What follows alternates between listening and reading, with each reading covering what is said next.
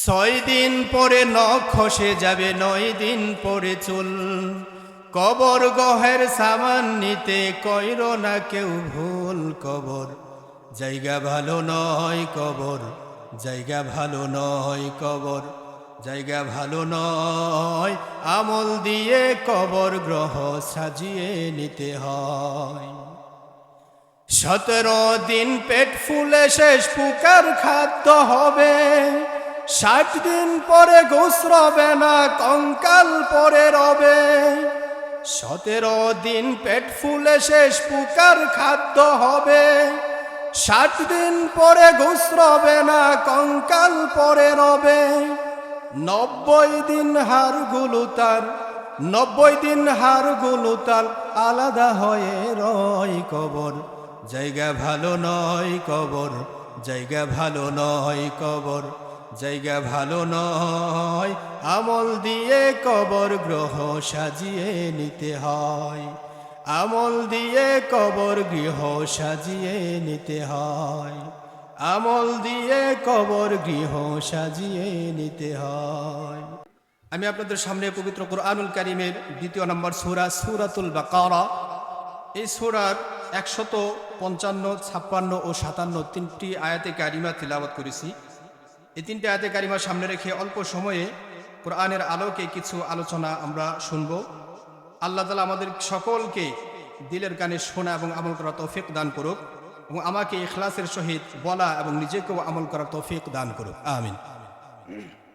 সম্মানিত হাজিরিন, আমি এদিক সেদিক কথা না বাড়িয়ে সরাসরি আমার আয়াতে কারিমা নিয়ে আলোচনা শুরু করি, যেহেতু আমাদের সময় অল্প। প্রিয় হাজিরিন, আমি যে আয়াতে কারিমা তিলাওয়াত করেছি, সে আয়াতে কারিমার মধ্যে আল্লাহ তাআলা বলতেছেন যে, হে আমার প্রিয় মুসলমান বান্দা ও বান্দিগণ, ইমানদারগণ, তোমাদেরকে পরীক্ষা দিতে হবে। কি দিতে হবে? পরীক্ষা। আল্লাহ বললেন যে, হে ইমানদারগণ, তোমাদের প্রত্যেককে আমি আল্লাহর কাছে পরীক্ষা দিতে হবে। তো পরীক্ষাগুলা কিরকম, আমরা শুধু এই বিষয়ে আলোচনা করব। আল্লাহ তাআলা আমাদের কি কি পরীক্ষা নেবেন, আমরা কিভাবে পরীক্ষা দিব, এই আমার আলোচনা। তো আমরা স্বাভাবিক জানি যে দুনিয়ার মধ্যে যে পরীক্ষার যে সিস্টেম, বিদ্যালয়গুলোতে, প্রতিষ্ঠানগুলোতে যে পরীক্ষার সিস্টেম থাকে, পরীক্ষা দিতে গেলে, নিতে গেলে 4টা জিনিসের প্রয়োজন। 1 নম্বরে একজন পরীক্ষকের প্রয়োজন হয়, যিনি পরীক্ষা নেবেন। পরীক্ষক ছাড়া পরীক্ষা হয় না। 2 নম্বর পরীক্ষক পেলাম, 2 নম্বরে শিক্ষার্থী লাগে, পরীক্ষার্থী লাগে যারা পরীক্ষা দিবে। 3 নম্বর পরীক্ষার জন্য একটা হল লাগে, স্থান লাগে। 4 নম্বর পরীক্ষার জন্য নির্দিষ্ট একটা সময় লাগে। এই 4টা জিনিস হলেই পরীক্ষা নেওয়া যায়। এই 4 জিনিস ছাড়া পরীক্ষা হয় না। তো আল্লাহ তাআলা যে আমাদের পরীক্ষা নেবেন, এখানে পরীক্ষককে আল্লাহ তাআলা এই আয়াতের মধ্যে বলতেছে, ওয়ালা নাবলুওয়ান্নাকুম। আল্লাহ রাব্বুল আলামিন ডাক দিয়ে বলে, ওয়ালা নাবলুওয়ান্নাকুম। ওয়ালা নাবলু, নাব নুন, এটা নুনে মুতাকাল্লিম। রব্বুল আলামিন বলেন যে নুনে মুতাকাল্লিম দ্বারা আমি আল্লাহকে বুঝিয়েছি। পরীক্ষক স্বয়ং আমি আল্লাহ। পরীক্ষককে স্বয়ং আল্লাহ তাআলা পরীক্ষা নেবেন। তো পরীক্ষক পেলাম, আল্লাহ তাআলা পরীক্ষা নেবেন। এখন পরীক্ষার্থী কারা? রব্বুল আলামিন বলেন, ওয়ালা নাবলুওয়ান্নাকুম। কাপমি পেশ কুম মানে দুনিয়ার, সারা বিশ্বের, সারা দুনিয়ার যত ইমানদার মুমিন মুসলমান বান্দা এবং বান্দি আছে, ইমানদার মুসলমান বান্দা বান্দিরা হলো পরীক্ষার্থী। তারা দিবে পরীক্ষা। এখানে আমরা যারা আসছি, আমরা ইমানদার না? পরীক্ষা কারা দিবে? আমরা দিব। তো 2টা পেলাম, পরীক্ষক পেলাম আল্লাহ, আর পরীক্ষার্থী কারা? এই আমরা, ইমানদার বান্দা বান্দিরা। 2টা জিনিস পেলাম। 3 নম্বর পরীক্ষার জন্য একটা স্থান, একটা হল প্রয়োজন।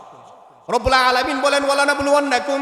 এতে তাফসিরে বলেন 3 নম্বর পরীক্ষার যে স্থান হলো, পরীক্ষার জন্য একটা হলের প্রয়োজন।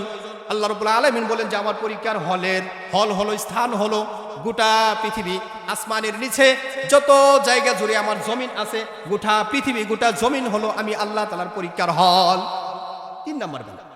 4 নম্বর পরীক্ষার জন্য কিছু সময় প্রয়োজন হয়। 10টা থেকে 1টা, 2টা থেকে 4টা একটা সময় আছে। রাত 12টা বাজে যদি উঠা বলে, শিক্ষার্থীরা উঠো, তোমাদের পরীক্ষা। কেউ পরীক্ষা দিব? বলাবন গো, আমাদের পড়াশোনা দরকার নাই, বাকি সব বাড়ি। আমরা যদি মাদ্রাসায় এমন বলতো, খেতা বলিস না, তখন সাথে তাই কি পাগল হয়েছে হুজুরে, রাত 12টা পরীক্ষা। তো একটা নির্দিষ্ট সময় প্রয়োজন হয়। আল্লাহ রাব্বুল আলামিন বলেন যে, বান্দা, হে বান্দি, তোমাদের জন্য একটা নির্দিষ্ট পরীক্ষার সময় আছে। তোমাদের সময় কখন? রব্বুল আলামিন বলেন যে তোমাদের পরীক্ষার সময় হলো তুমি যখন মার পেট থেকে জন্ম নিবা, মার পেট থেকে জন্ম নেওয়ার পর থেকে মৃত্যুর আগ পর্যন্ত এই গোটা তোমার হায়াত হলো পরীক্ষার সময়। তাহলে কয়টা জিনিস পেলাম আমরা?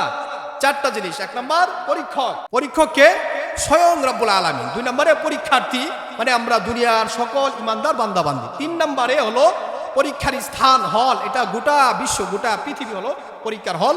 চার নম্বর হলো পরীক্ষার সময়, সেটা হলো আমাদের জন্ম থেকে মৃত্যু পর্যন্ত, আমাদের গোটা হায়াত, গোটা জিন্দিগি হলো পরীক্ষার সময়। এই জন্ম থেকে মৃত্যু পর্যন্ত আল্লাহ তাআলা দাপে দাপে, পদে পদে আমাদের থেকে পরীক্ষা নিবেন। এখন প্রশ্ন হলো, হুজুর, আল্লাহ রাব্বুল আলামিন আমাদেরকে মুসলমান বানাইছে, ইমানদার বানাইছে, প্রিয় বইলা ডাক দিয়ে আমাদেরকে কোরআনের মধ্যে যখনই ডাক দিই তখনই বলে ইয়া আইয়ুহাল্লাযিনা আমানু, হে ইমানদারগণ, হে প্রিয় ইমানদারগণ। অতি মোহাব্বত করে ডাক দেয়, অতি মোহাব্বত করে বানাইছে, আমাদের জন্যই জান্নাত বানাইছে। তাহলে আমাদের জন্য এত পরীক্ষা কেন? আমাদের পাশের বাড়িতে, পাশের এলাকায় হিন্দু আছে, বৌদ্ধ আছে, খ্রিস্টান আছে, হাজং আছে, গারো আছে, কত উপজাতি চাকমা আছে। এদেরকে কেন আল্লাহ বলে নাই যে এদের পরীক্ষা নিবে? ইমানদারকে কেন বলছে আল্লাহ পরীক্ষা নিবে? এক মিনিটে বুঝাই দেয়। আমরা এখানে এই যে আসছি, জামা কাপড় গায়ে দিয়ে আসছি না, জামা কাপড় গায়ে দিয়ে আসছি। এই জামা কাপড়ের মধ্যে আমাদের লুঙ্গি আছে, প্যান্ট, পায়জামা, পাঞ্জাবি, শার্ট, গেঞ্জি, যে যেটা গায়ে দেয়। অনেক সময় দেখা যায় যে আমাদের এই জামা কাপড়গুলোর মধ্যে কিছু প্রিয় জামা কাপড় থাকে, এই জামাটা বারবার গায়ে দেয়, প্রতি জুমায় গায়ে দেয়, এক সপ্তাহ পর পর ওইটা গায়ে দেয়, অন্যগুলা এত গায়ে দেয় না। যেখানে মেহমান বাড়িতে যাই, যেখানে বেড়াইতে যাই, ওই জামাটা গায়ে দেয়। তো যেই জামাটা বেশি গায়ে দেয়, ওই জামাটাতে ময়লা কম হয় না বেশি হয়? বেশি হয়। তাহলে বেশি ময়লা হলে ওই জামাটা ধুইতে হয় বেশি, বেশি ধুইতে হয়। তো এই যে এই জামাটা যখন ময়লা হয়, তখন কি করে মহিলারা? সোডা দিয়া, পাউডার দিয়া, দিয়া এটা কাচলে এটা কষ্ট হয় না? এটা কষ্ট হয়, অনেক সময় ছিঁড়া যায়, নরম হয়ে যায়। ব্লিচিং পাউডার দিলে অনেক সময় রং ঝইলা যায়, ছিঁড়া যায়, নষ্ট হয়ে যায়। তো এই জামাটাকে আপনি এত কষ্ট কেন দিচ্ছেন? এই 2 দিন পরে পরে কাচেন, চিপেন, নিংড়াইয়া পানি বের করে তারপরে শুকায় দেন রোদ্রের মধ্যে, শুকায় এরপরে আপনি গায়ে দেন। এত কষ্ট এই জামাটাকে কেন দেন? কারণ আপনি জামাটাকে অতি বেশি পছন্দ করেন, ভালোবাসেন, এই জন্য জামাটাকে কষ্ট দেন বেশি। আল্লাহ রাব্বুল আলামিন বলেন, হে ইমানদার বান্দাবান্দিগণ, আমি তোমাদেরকে সবচাইতে বেশি ভালোবাসি, সবচাইতে বেশি মহব্বত করি। তোমাদের জন্যই আমি নাজ নিয়ামতের জান্নাতুল ফিরদাউস সৃষ্টি করে রেখেছি। এই জন্য পরীক্ষা তোমাদের জন্যই বেশি, বিধর্মীদের জন্য কোনো পরীক্ষা নাই। বাজারে দেখবেন, যে বাজারে গিয়ে দেখবেন যে বড় বড় ব্যবসায়ী সব হলো হিন্দুর দোকান, বড় বড় পদে বিধর্মী বৈশা রয়েছে, মুসলমানের কোনো পদ নাই। বাজারে দেখবেন যে বড় মাছটা কিনার জায়গা হিন্দু, মাংসটা কিনার জায়গা বিধর্মী। মুসলমানে কি সন্ধ্যাবেলা পুঁটি মাছের জন্য বৈশা থাকে, দেখি বেগুনের দাম কমে কিনা, শসার দাম কম দেয়, পরে নেবে। আল্লাহ রাব্বুল আলামিন মুসলমানদেরকে কি কষ্ট দিয়ে রাখেন, গরিব বানায় রাখেন, নিচু বানায় রাখেন, আর নাজ নিয়ামত সব বিধর্মীকে দিয়ে দিচ্ছেন। কেন? রব্বুল আলামিন মুসলমানদেরকে অতীব বেশি ভালোবাসেন, মহব্বত করেন, পছন্দ করেন। এই জন্য মুসলমানের জন্যই পরীক্ষা। এখন বুঝলাম হুজুর, পরীক্ষা তো আমাদের নেবেন আল্লাহ তাআলা, তো পরীক্ষাগুলা কি কি নিবে, আমরা পরীক্ষাগুলা কিভাবে দিব? রব্বুল আলামিন আয়াতে কারিমার মধ্যে বলেন, সূরাতুল বাকারার 55 নম্বর আয়াতের মধ্যে আল্লাহ রাব্বুল আলামিন বলেন যে, হে দুনিয়ার ইমানদারগণ, আমি তোমাদের পরীক্ষা নিব 7 ভাবে। কইভাবে? 7 ধাপে, 7 সাবজেক্টে আল্লাহ তাআলা পরীক্ষা নেবেন। দুনিয়ার পরীক্ষার মধ্যে কিছু সাবজেক্টের প্রয়োজন পড়ে, কি কোন সাবজেক্ট ছাড়া কোনো পরীক্ষা আছে? যা পারো তা লেখো, এই পরীক্ষা হবে না। বাংলা কোন, ইংলিশ কোন, অঙ্ক কোন, গণিত কোন, ভূগোল কোন, ইতিহাস কোন, বিজ্ঞান কোন, একটা সাবজেক্ট থাকে। আল্লাহ রাব্বুল আলামিনেরও সাবজেক্ট আছে, সাবজেক্ট ছাড়া পরীক্ষা নাই। রব্বুল আলামিন বলেন যে 7 সাবজেক্টে আমি মুসলমানদের পরীক্ষা নিব। ওয়ালা নাবলুওয়ান্নাকুম, এই শব্দের মধ্যে রব্বুল আলামিন বলেন যে এখানে হলো 2টা সাবজেক্ট, 2 সাবজেক্টে আমি পরীক্ষা নিব। 2টা সাবজেক্ট কি? 2টা সাবজেক্ট হলো সুখের সাবজেক্ট। প্রথমে আল্লাহ তাআলা পরীক্ষা নেবেন 2 সাবজেক্টে। 1 নম্বর সাবজেক্ট হলো সুখ, 2 নম্বর সাবজেক্ট হলো দুঃখ, মানে কষ্ট। সাবজেক্ট কয়টা? 2টা। বিষয় কয়টা? 2টা, সুখ আর দুঃখ। এখন সাবজেক্টের মধ্যে আবার প্রশ্ন থাকে, ক, খ, গ, গ, 1, 2 প্রশ্ন থাকে না? থাকে। রব্বুল আলামিন বলেন যে 1 নম্বর সাবজেক্ট হলো সুখ, এই সুখ দিয়া তোমাদেরকে পরীক্ষা নিব। তবে সুখের প্রশ্ন হলো 2টা। সুখের প্রশ্ন কয়টা? 2টা। 1 নম্বর হলো ধন সম্পদ। ধন সম্পদ হইলে বাড়লে এটা কি শান্তি সুখের বিষয় না কষ্টের বিষয়?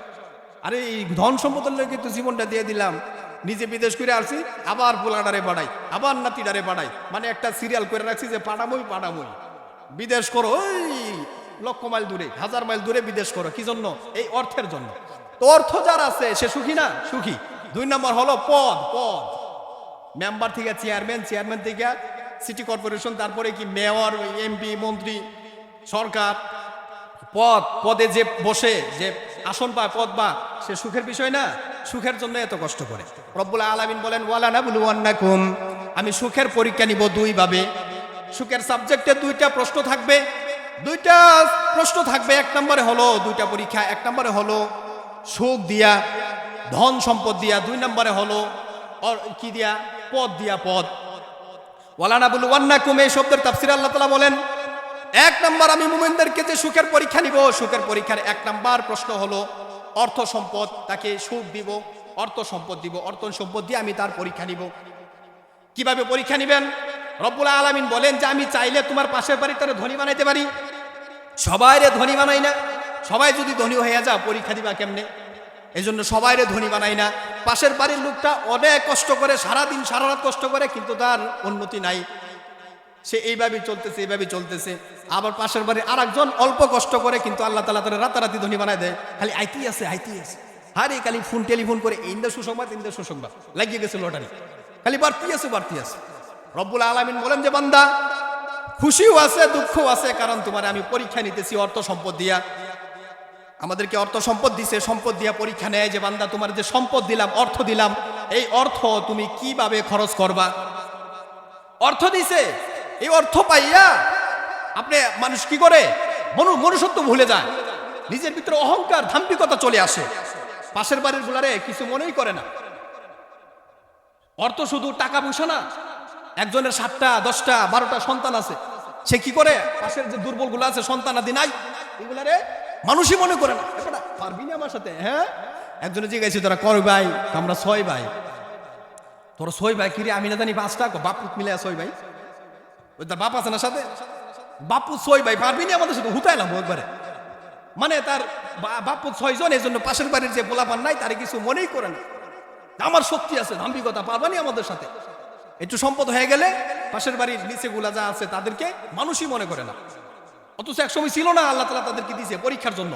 এখন সে সম্পদ পাইয়া মানুষকে মানুষই মনে করে না। আল্লাহ তাআলা সম্পদ কেন দিছেন? সম্পদ দিয়া পরীক্ষা করে যে তোমার পাশের বাড়ির যে গরিব আছে, তুমি তার প্রতি দয়া করো কিনা, তুমি তাকে সাহায্য সুবিধা করো কিনা। তোমার সমাজে গরিব আছে, সেই সমাজে তুমি তাদেরকে হেল্প করো কিনা। তোমার মাদ্রাসা আছে, মসজিদ আছে, দ্বীনি প্রতিষ্ঠান আছে, কত কল্যাণ আছে, এগুলাতে তুমি তোমার অর্থ খরচ করো কিনা। নাকি অর্থ পাইয়া তুমি যাত্রা গানে খরচ করো, তুমি বাউল আর ফাউল গানে খরচ করো, খরচ কইরা বুক ফাটাইয়া আরে দাম্ভিকতার সাথে মানুষকে প্রচার করো যে চিনো আমারে, আমি অমুক গানে টাকা দেই, আমি অনেক বাউল গানে, ফাউল গানে, যাত্রা গানে আমি টাকা দেই, আমার নাম প্রচার হয়। তোমার কপাল পুড়ছে, তোমার অর্থ দিছে দিনের কাজে খরচ করার জন্য, তুমি খরচ করো বেহায়াপনার কাজে। জাহান্নামের দিকে যারা জাহান্নামের দিকে অগ্রসর আগে যেতেছে তাদের পিছনে তুমি টাকা খরচ করো, খরচ করে আবার মানুষকে শোনাও, প্রচার করো। মানে তুমি সাক্ষী রাখতেছো দুনিয়ায়, এই শুন আমি যে খরচ করছি জাহান্নামের রাস্তায়, আমি যে জাহান্নামে যাবো, তুমি সাক্ষী থাকো। আমাদেরকে সাক্ষী রাখে যেন পরকালে আল্লাহর কাছে সাক্ষী দেই, আল্লাহ এই বান্দা তার অর্থ সম্পদ দিছো তুমি কামাই করে, সে খরচ করছে পাপের পথে, যাত্রা গানে, আউল গানে, ফাউল গানে খরচ করছে, নর্তকীর পিছনে খরচ করছে। এটা সে আমাদেরকে সাক্ষী রাখতেছে, আর আমরা পরকালে সাক্ষী দিব। তার জাহান্নামে যাওয়া একবারে সহজ, বেশি কঠিন না। এই জন্য অর্থ সম্পদ দিয়ে আল্লাহ কি করেন? পরীক্ষা করেন। এই আমাদের আশেপাশে হিন্দু ভাইয়েরা আছে না, হিন্দু ভাইদের এই 12 মাসে 13 পূজা করে নাকি? তো পূজা করে তারা কার পূজা করে? মূর্তির পূজা করে। মূর্তি একটা বানায়, আমাদের বাড়ি, আমাদের এলাকায় দেখছি হিন্দুরা কয়েকটা বাড়ি মিলে একটা হিন্দু একটা মূর্তি যে বানাইছে, আমি গত তারিখে যখন বাড়িতে গেছি, ওরে বাবা 3 তলা বিল্ডিং, 3 তলা বিল্ডিং এর সাথে মূর্তিটা বানাইছে। 3 তলা বিল্ডিংটা যত উঁচা তার মূর্তিটা এত উঁচা। এটা মা কালী না দুর্গা না কি একটা বানাইছে, পিছন দিয়া দি বাবারি 500 লাঠি, ফাঁসা দিয়া 500 মুড়া মুড়া লাঠি দিয়া তারা খাড়া করে রাখছে, নাহলে মা বইরা দা 500 লাঠি দিয়ে খাড়া করে রাখছে। তার ক্ষুধা এটারে তারা নিজে অঙ্কন করতেছে, মাটি দিয়া বন সন দিয়া বানাইয়া সাজাইতেছে। কত দিনে সাজাইছে? পূজা মাত্র 3 দিন। এত টাকা খরচ কইরা, লক্ষ লক্ষ টাকা খরচ কইরা তারা এই মূর্তি বানাইছে। তাদের ক্ষুধা এটা প্রভু মাত্র 3 দিন উদযাপন কইরা আবার নিজের হাতে ধইরিয়া একবারে পেঁচাইয়া ঢোল ডক্কি বাজাইয়া এক নদীতে গিয়া পাড়াইয়া একবারে মাটির নিচে গাইরাত হয়ে আছে, যাতে না বাসলে বলি পূজা হইছে না। এখন মাটির নিচে গাইরাত হইয়া তাদের পুরো ঘুরে তারাই। তো এখান থেকে আমাদের শিক্ষা নেওয়া দরকার, এখান থেকে আমাদের শিক্ষা নেওয়া দরকার তাদের যে ক্ষুধা আমরা সকলেই জানি, নিজের হাতে বানাইয়া নিজেই আবার ফালাই দিছে। যে ক্ষুধারে কুত্তা মুত্তা দে, কুত্তা পেশাব করে দেয়, ক্ষুধা তাড়াইতে পারে না, ক্ষুধা নিজের জান বাঁচাইতে পারে না কুত্তার হাত থেকে, তাদেরকে কি বাঁচাইবো, তাদের বন্দারে কি বাঁচাইবো? তো এই ক্ষুধার জন্য যদি তারা এত লক্ষ লক্ষ টাকা খরচ করে মাত্র 3 দিনের জন্য, বেন্দা দিছে 500 পিছন্দা। আমগর মসজিদের পিছন্দা কয়টা বেন্দা দিছি? মসজিদের পিছন করে বেন্দা আছে গো, এই যে মাদ্রাসা, এই যে ভাঙ্গাচুরা মাদ্রাসার উপরে বেন্দা আছে, লাঠি দেখারা করে রাখছি, লাঠি সুটা কিচ্ছু নাই। এবং এটা দিনী প্রতিষ্ঠান, এখানে কোরআনের কোরআন তেলাওয়াত করা হবে, কোরআন শেখানো হবে, হাদিস শেখানো হবে। এর দ্বারা দুনিয়ার মধ্যে দিন প্রচার প্রসার হবে, কিয়ামত পর্যন্ত দিন টিকে থাকবে। তো আমাদেরকে অর্থ সম্পদ দিছে এই দিনের কাজে খরচ করার জন্য। হিন্দুদের নাই ক্ষুধা নাই প্রভু, 3 দিনের জন্য তারা লক্ষ লক্ষ টাকা খরচ করতে পারে, আর আমরা মুসলমান এত ধন সম্পদ দিছে দিনের পথে খরচ করতে পারি না। মসজিদগুলা ভাঙ্গা সাঙ্গা, মাদ্রাসাগুলা ভাঙ্গা সাঙ্গা, তা আমরা টাকাগুলা খরচ করি কোথায়? টাকা দিছে পরীক্ষার জন্য, বান্দা তোমার টাকা দিলাম, অর্থ সম্পদ দিলাম, এই জন্য দেখি যে তোমার পাশের এলাকায়, পাশের মসজিদে, তোমার মহল্লার মসজিদে তুমি কি দাও, কি খরচ করো, তোমার মাদ্রাসার পিছনে কি খরচ করো, কত টাকা দাও। এটা আমার দিনী প্রতিষ্ঠান, এখানে আমার দিনের কোরআন, আমার কোরআন পড়া হবে, আমার রসুলের হাদিস পড়া শেখানো হবে। তুমি কি খরচ করো তোমার অর্থ সম্পদ, সেটা তোমাকে দেখার জন্য, পরীক্ষার জন্য আমি তোমারে ধন সম্পদ দিলাম। এখন আমরা এই অর্থের যে পরীক্ষা, সম্পদের টাকার যে পরীক্ষা, সেই পরীক্ষার মধ্যে আমরা পাস করতে চাই নাকি ফেল করতে চাই? আপনারা কি বলেন? পাস করতে চান তো? পাস করলে কিন্তু জান্নাত। তাহলে যদি পাস করতে চাই, তাহলে অর্থ সম্পদগুলা খরচ করতে হবে কোথায়? দিনের রাস্তায়। এই মাদ্রাসায় খরচ করবেন, আপনাদের যার যার মসজিদে খরচ করবেন, মানে দিনের রাস্তা বুঝেন তো, যেগুলো আল্লাহর রাস্তে দেওয়া হয়। ফকির মিসকিন গরিব যেখানে আল্লাহর রাস্তে আমরা দেই, সেখানে 2 হাত খুলে আল্লাহর রাস্তে দিবেন, তাহলে আপনি পরীক্ষায় পাস করতে পারবেন। তাহলে 1 নাম্বার গেল। সুখের পরীক্ষা কইভাবে নিবে? 2 ভাবে, অর্থ দিয়া আর পদ দিয়া। পদ, তাহলে 1 নাম্বারে গেল কি? অর্থের পরীক্ষা, টাকার পরীক্ষা গেল, টাকা আমরা কিভাবে খরচ করবো বুঝলাম। 2 নম্বর হলো পদ। পদ যদি দিয়ে আল্লাহ কেউ যদি মেম্বার বানা, তাহলে এটা তার সুখের বিষয় না? সারাটা রাত ঘুমায় না, সারাদিন ঘুমায় না, হারে নির্বাচন প্রসার। আমি দেখছি একজনে নির্বাচনের আগে 28 সালাম, পাঞ্জাবি টুপি লাগাই, হাইরে সালাম কালাম, আমার সমানে সালাম দিতে, আমি সিনিয়র লোকের সমানে সালাম দিয়ে পরে আমি যে গেলাম, কিরে এই বেটা হঠাৎ করে সালাম দিয়ে পরে মেম্বারে খারাইছে, মাশাআল্লাহ মেম্বারে খারাইছে, টুপি পাঞ্জাবি পরে সমানে সালাম দে, পরে ফেল করছে। কি করছে? ফেল করছে, ফাঁস করতে পারে নাই। তো এই যে আমি তো চিনছি তারে, যেহেতু আমার সাথে আগে সালাম কালাম হয়েছে, কথাবার্তা হয়েছে, মেম্বারে দাঁড়াইছিল। তো এখন আমি সালাম দিই, আমার সালামের উত্তর লয় না। ওমা, আমি কি অপরাধ করলাম? এখন আমি সালাম দিই, যেহেতু আমি চিনছি, এখন একটু চিনতাম না, এখন রাস্তা করে সালাম দিই, আসসালামু আলাইকুম, হ্যাঁ হ্যাঁ মতো জায়গা, সালাম লয় না। তাহলে এটা কিসের সালাম ছিল? নির্বাচনের বোর্ডের সালাম। দোয়া করেন, বোর্ডে একা রয়েছে, অন ফেল করছে, ওনার সালাম কালাম, তাহলে সামনে বছর তুমি কেমনি পাস করবা? তুমি তো এই বোর্ডের জন্য সালাম দিছিলা, তোমার প্রকৃত উদ্দেশ্য ভালো ছিল না। তাহলে এই যে এত কষ্ট করছিল কিসের জন্য? মেম্বারই হওয়ার জন্য। হ্যাঁ, আবার মেম্বার হইলে মেম্বার থেকে পয়সা থাকে না, আর কি করে? চেয়ারম্যান হইতে চায়। দেখবেন যে কারো অর্থ সম্পদ নাই, হঠাৎ করে কিছু অর্থ আইছে, সম্পদ আইছে, তখন কি সে কি চিন্তা করে? একটা ঘর লাগবে না? বিশাল বড় একটা বাড়ি লাগবে, একটা সুন্দর একটা বিল্ডিং লাগবে, এত এলাকায় যান নাই এরকম সুন্দর একটা বাড়ি হইলো, গাড়ি হইলো, সব কিছু হইলো, একটা সম্মান লাগবো না, মানুষের একটা পরিচিত হওয়া লাগবো না, তখন কি কয়? নির্বাচনে খারে যাই, অর্থ সম্পদ হয়েছে, তখন খানা মেম্বারি খার হয়েছে। ওনার মেম্বারি থাকেন, অনেক কি স্বপ্ন দেখে? চেয়ারম্যান। আর চেয়ারম্যানে কি স্বপ্ন দেখে? এমপি হওয়া। এমপি কি স্বপ্ন দেখে? মন্ত্রী হওয়ার স্বপ্ন দেখে। তো এই যে তাদের স্বপ্ন, এটা যদি তারা স্বপ্ন যদি বাস্তবায়ন হয়, তারা যদি পায়, তাহলে তারা খুশি, তারা আনন্দিত যে আমরা পদ পাইছি। এলো পদের পরীক্ষা, সুখের পরীক্ষা। এই যে পদ দিয়ে আল্লাহ তাআলা তাদেরকে শান্তি দিলেন, সুখ দিলেন। এখন আল্লাহ তাআলা পরীক্ষা করে, এ বান্দা, তোমার আমি পদ দিলাম, নেতা বানাইলাম, নেতা হইয়া ক্ষমতা পাইয়া তুমি সাধারণ জনগণের উপর কিরকম ব্যবহার করো? অনেক নেতা নিচে চোখে দেখছি, নেতা হওয়ার পরে ফকিন্নির ফুতের জ্বালা এলাকায় থাকা যায় না, ছিল ফকিন্নির ফুত। সে এখন নেতা হওয়ার পরে তার গরমে তার এরকম পাওয়া, মানে কি জানি হয়ে গেছে, তার গরমে মানুষে এলাকার মানুষ শান্তিতে নাই, এরকম তার পাওয়া। এটা আল্লাহর পরীক্ষা, মনে রাখবা বান্দা। আল্লাহ তোমার ক্ষমতা দিয়া পরীক্ষা করতেছেন। বান্দা, তোমার ক্ষমতা দিলাম, তোমার সমাজের প্রতিনিধি বানাইলাম, তোমার রাষ্ট্রের প্রতিনিধি বানাইলাম, এখন তুমি সাধারণ মানুষের উপর, তোমার জনগণের উপর, তোমার অধীনস্থদের উপর তুমি কিরকম ব্যবহার করো? আল্লাহ তাআলা পদ দিয়া নেতা বানাইয়া কি করেন? পরীক্ষা করেন। তো যদি তার ব্যবহার, আচার বিচার, তার চলাফেরা, তার ইনসাফ, নেই বিচার যদি সবগুলা ঠিকঠাক থাকে, তাহলে সে পরীক্ষায় পাস করতে পারবে। আর যদি তার অর্থ বুঝে, মানে তার কি সুবিধা বুঝে, যেখানে সুবিধা বুঝে তারে উঠায় দেয়, আর যেখানে তার সুবিধা নাই সেখানে তারে নামায় দেয়, হ্যাঁ, এরকম যদি করে, তাহলে সে পরীক্ষার মধ্যে পাস করবে না ফেল করবে? ফেল করবে। ফেল করলে কোথায় যাবে? জাহান্নামে। আর পাস করলে জান্নাতে যাবে। তাহলে সুখের পরীক্ষা শুনলাম 2 ভাবে। কি কি দিয়া? অর্থ দিয়া আর পদ দিয়া, এগুলো সুখের পরীক্ষা। এরপরে আল্লাহ রাব্বুল আলামিন বলেন ওয়ালানাবলুওয়ান্নাকুম, এটার তাফসীর শেষ হলো। এবার আল্লাহ তাআলা বলেন এর পরের অংশের মধ্যে আল্লাহ তাআলা বলেন এখন আমি দ্বিতীয় সাবজেক্ট কিসের পরীক্ষা ছিল? কষ্টের পরীক্ষা, দুঃখের পরীক্ষা। আল্লাহ রাব্বুল আলামিন বলেন হে বান্দা, সুখের পরীক্ষা শেষ হলো, এখন আমি তোমাদের কষ্টের দুয়া পরীক্ষা নিব। কষ্ট নামক সাবজেক্ট দিয়ে তোমাদেরকে পরীক্ষা করব। কষ্টের পরীক্ষার মধ্যে প্রশ্ন কটা হবে? রব্বুল আলামিন বলেন কষ্টের পরীক্ষার মধ্যে প্রশ্ন হবে 5টা। কয়টা? 5টা প্রশ্ন হবে। 5 ভাবে আল্লাহ তাআলা আমাদেরকে পরীক্ষা দিবেন। 5টা কষ্ট দিয়া আমাদের কাছ থেকে ঈমানের পরীক্ষা নেবেন, ধৈর্যের পরীক্ষা নেবেন। 1 নম্বর আল্লাহ রাব্বুল আলামিন বলেন বিশাইইম মিনাল খাউফ। 1 নম্বর পরীক্ষা রব্বুল আলামিন বলেন বান্দা বিশাইইম মিনাল খাউফ, তোমারে আমি কিছুটা ভয় দিব। কিছু ভয় দিয়া তোমার আমি আল্লাহ রাব্বুল আলামিন পরীক্ষা নিব। এবার বলেন ভয় এটা কি সুখের জিনিস, আনন্দের জিনিস না কষ্টের জিনিস? দুঃখের জিনিস না গো। ভয়, শত্রুর ভয়, পাশের বাড়ির শত্রুর ভয়, উমুকের ভয়, তুমুকের ভয়, হ্যাঁ, সাপের ভয়, বাঘের ভয়, ভয় দিয়ে আল্লাহ তাআলা পরীক্ষা নেবেন। হ্যাঁ, ভয়ের কারণে আমরা ঘর থেকে বের হইতে পারি না, এটা কষ্ট। রব্বুল আলামিন বলেন বান্দা 1 নম্বরে তোমার আমি ভয়, কিছুটা ভয়, বিশাইইম মিনাল খাউফ, কিছুটা ভয় দিয়া তোমার আমি ঈমানের পরীক্ষা নিব। তুমি সেই ভয়ের মধ্যে থাইকাও যদি ধৈর্য ধারণ করতে পারো, আমি আল্লাহর উপর ধৈর্য ধারণ করতে পারো, শুকরিয়া আদায় করতে পারো, রব্বুল আলামিন বলেন আমি তোমাকে পরীক্ষার মধ্যে পাস করায় দিব। সুবহানাল্লাহ। 2 নম্বর পরীক্ষা রব্বুল আলামিন বলেন ওয়াল জু'। 2 নম্বর কষ্টের পরীক্ষা হলো ওয়াল জু' মানে ক্ষুধার্ত। রব্বুল আলামিন বলেন যে তোমাদেরকে অর্থ সম্পদ আমি তেরকম দিব না, ক্ষুধার্ত বানায় রাখবো। ক্ষুধার্ত, হ্যাঁ, এই কুড়িগ্রাম থেকে ওই নীল কি আরো দূর দূরান্ত থেকে আমাদের এলাকায় এসে মনি দেয় না, কাজ করে না, তারা কিসের জন্য দেয়? পেটের দায়ে, ঠিক আছে না? পরিবার পরিজন বাঁচানোর জন্য তারা আমাদের এলাকায় এসে টাকার বিনিময়ে আমাদের বাড়িতে কি করে? কাজ করে। হ্যাঁ, তো এই হলো ক্ষুধা দিয়ে আল্লাহ তাআলা তাদেরকে পরীক্ষা করে। এখন তারা যদি খালি আল্লাহ এই যে এলাকায় কাজের ট্যাগ, মিরার ট্যাগ, বাগের ট্যাগ, এই আমি উত্তর খামের এসে কাজ করতেছি, প্রতি বছর এখানে এসে কাজ করি, আল্লাহ খালি তুমি তাদেরকে বানাইলা মালিক মহাজন বানাইলে, আর আমাদেরকে খালি বছরের পর বছর কামলাই বানাইলা। আমার বল তুমি খালি আমারই দেখো, আর মানুষের দেখো না।